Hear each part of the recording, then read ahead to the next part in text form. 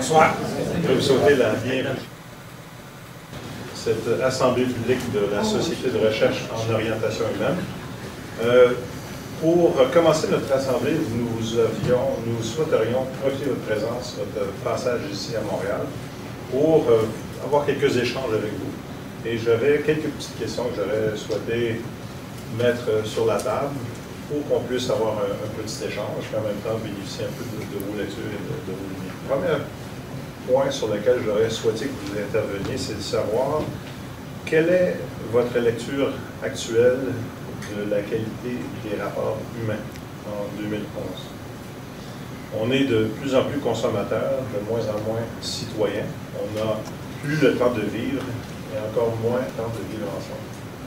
Alors j'aimerais que vous puissiez partager un peu avec nous notre réflexion sur justement la qualité des rapports humains. Lorsqu'on dit de plus en plus consommateur, c'est comme on a changé. On est toujours consommateur depuis longtemps. Mais la différence, c'est que la consommation aujourd'hui, elle a pris la place de l'identité. L'être humain ne reconnaît plus et ne se reconnaît plus s'il n'est pas consommateur. C'est ça la différence. C'est qu'avant, nous consommons parce qu'on a des besoins. Aujourd'hui, nous consommons, malgré nos besoins, nous consommons aussi pour se valoriser, pour se donner de l'importance et pour appartenir à quelques mécanismes sociaux actuellement qui se disent, soi-disant, des êtres valorisés. Mais la question de la consommation aujourd'hui est une règle qui a été bien établie, bien organisée par une stratégie de ce monde qui s'appelle le monde de la, je dirais le mot un peu désagréable, de l'arnaque.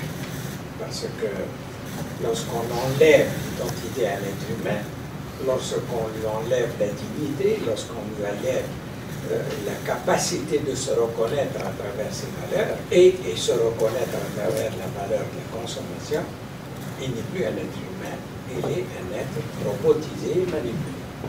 Et cette stratégie établie par tous ceux qui sont intéressés à ce qui s'appelle la valeur économique et la valeur financière, ces gens-là savent ce qu'ils font. Parce qu'un être humain, pour ce monde des finances, ce monde de consommation, un être humain qui réfléchit, un être humain qui pense, un être humain qui essaie de choisir et faire un choix de vie, qui a de la moralité, qui a des principes et des valeurs, ce n'est pas un être humain facile à gérer. Donc, il faut neutraliser tout ce qui s'appelle intelligence, à la fois cognitive et émotionnelle, et à partir de là, on peut faire ce qu'on veut. Donc, consommateur, c'est une définition différente de ce qui était le cas avant.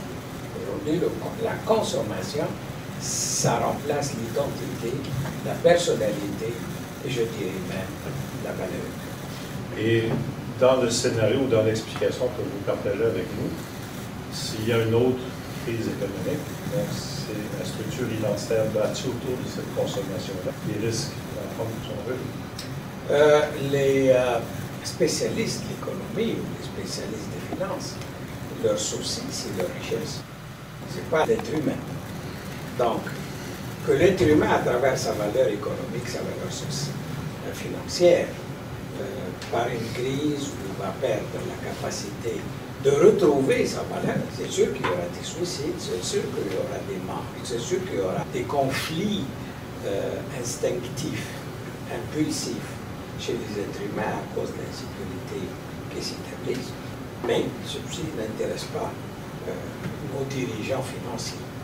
Par contre, ce qui est dangereux, dès la minute où l'être humain n'a pas de valeur, l'être humain, il s'identifie, je dirais même, est en osmose avec les finances comme valeur et comme sécurité. À partir du moment où il y a une crise, il y a quelque chose qui va être très désagréable.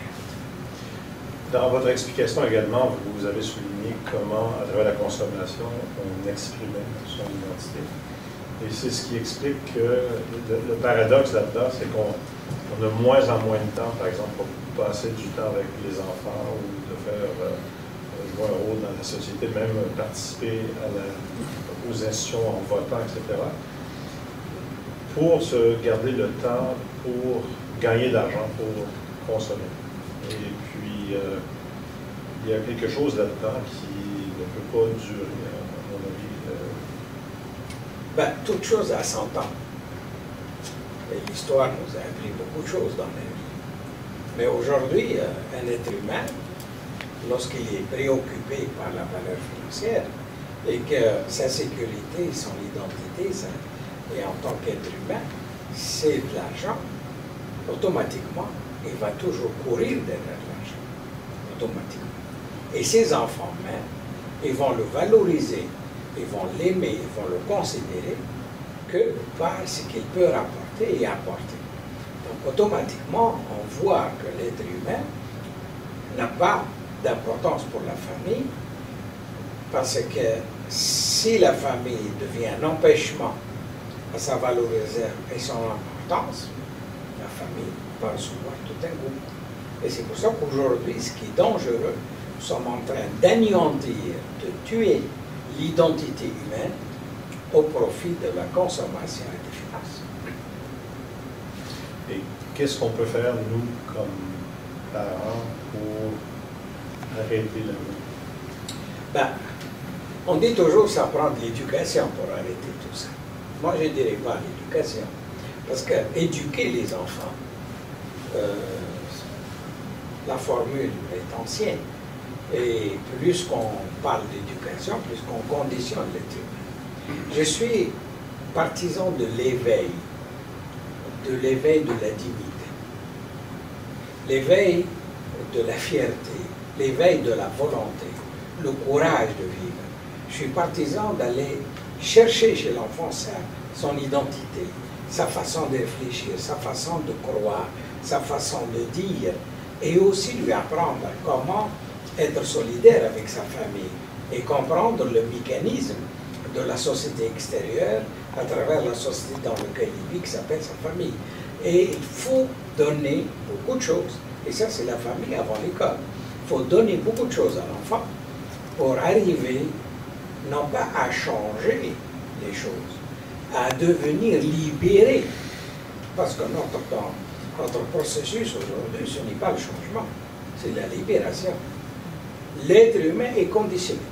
L'être humain est fabriqué sous une identité un peu spéciale. Et c'est une collectivité, on n'a même pas besoin de se casser la tête, on a juste à lancer tel projet ou telle stratégie, et on sait que les êtres humains vont suivre, parce que ce sont des êtres humains fabriqués à l'avance, avec des besoins et des intérêts. À ce moment-là, moi je préconise en tant que chercheur que si nous pouvons trouver le moyen de libérer notre enfant de tout ce processus-là, et lui donner la chance à retrouver son identité et à s'accaparer de sa volonté et de sa dignité, il ne va pas simplement changer, il va révolutionner.